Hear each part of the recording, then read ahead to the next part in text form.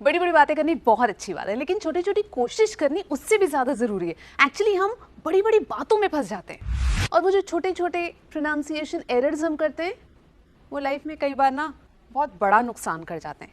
वो मैं आपका होने नहीं दूंगी। P for pronunciation with Saima. अच्छा बताइए, आपने बचपन में ट्यूशन पढ़ी है? मैंने भी नहीं पढ़ी, लेकिन जिसने पढ़ी भी है उसने ट्यूशन नहीं पढ़ी, क्योंकि TUITION को ट्यूशन नहीं कहते, ट्यूशन, इट्स ट्यूशन। और अगर कोई आपके सामने ट्यूशन बोलेगा तो आप बोलेंगे इसका ट्यूशन बोलना भी नहीं आता है ना, मासूम है आप। और ये मुझसे बार बार मत पूछा कीजिए कि ट्यूशन को हिंदी में क्या बोलते, ट्यूशन नहीं बोलते, ट्यूशन, ट्यूशन। इनफैक्ट जो ट्यूशन पढ़ाते हैं ट्यूटर, वो भी अभी मतलब मैं ये आपको बता रही हूँ ना, वहाँ हैरी भी हंस रहा है और वहाँ पे सचिन भी हंस रहा है। उन्हें यकीन ही नहीं आ रहा कि ट्यूशन भी होता है, मगर होता है। आपका नॉर्मल फ्लैट है? नहीं जी, मेरा तो डुप्ले है। अच्छा, DUPLEX को डुप्ले किसने बना दिया? इट वॉज नेवर डुप्ले, एक्स है वहाँ पर। और ज़रूरी नहीं है कि हम मनमानी रूल्स बनाते रहें। Duplex, that is the right way of saying it. जिसके ऊपर वाले फ्लोर पे भी रूम्स होते हैं। It's a duplex. It's not a duple. MARIJUANA. It's a drug. It's legal in some countries, illegal in some. हमारे यहाँ क्या है ये आपको पता है, लेकिन इसको बोलते कैसे?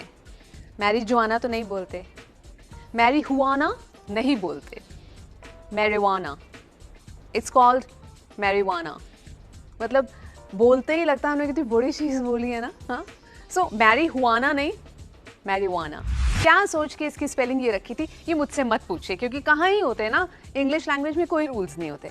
मगर सच बता रही हूँ, हम कितने भी अपने आप को बड़ा मॉडर्न आउटलुक दे दें व्हाटएवर, जब हम ये कहते हैं ना कि हाय जुकाम खांसी में कितना ज़्यादा इसको नाक और गले में हो रहा है, तो वो वर्ड अच्छा नहीं लगता यार।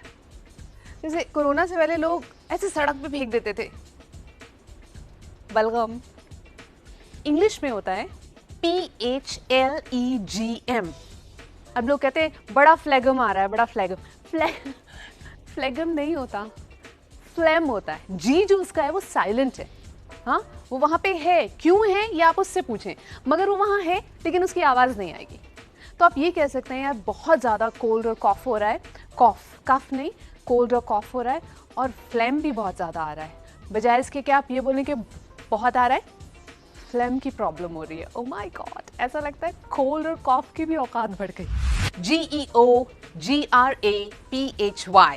साइमा, ज्योग्राफी होता है या जियोग्राफी होता है?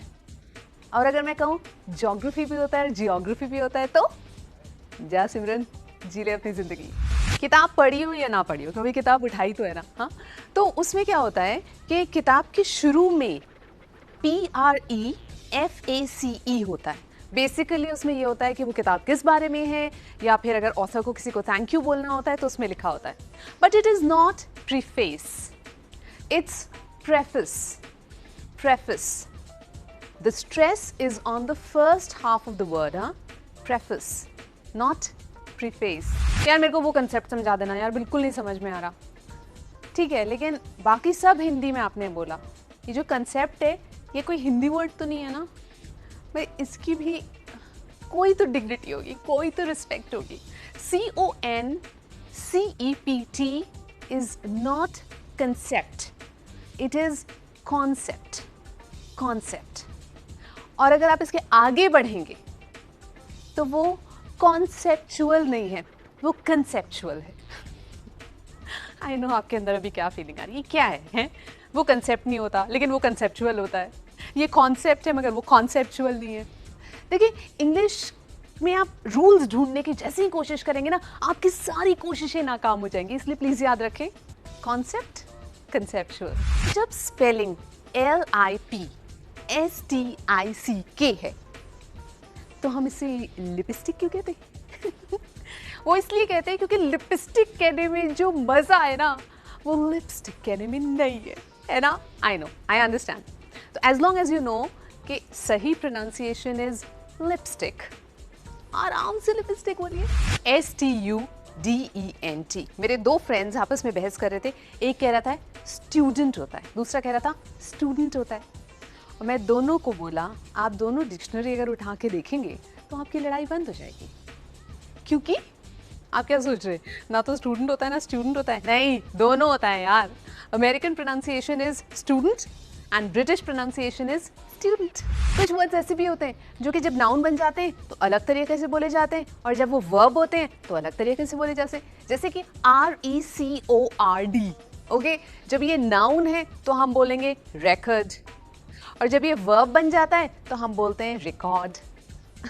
सो जैसे अभी हैरी ये वीडियो रिकॉर्ड कर रहा है, और मैं ये भी कह सकती हूँ कि मेरे पास बॉन जोवी का रिकॉर्ड है।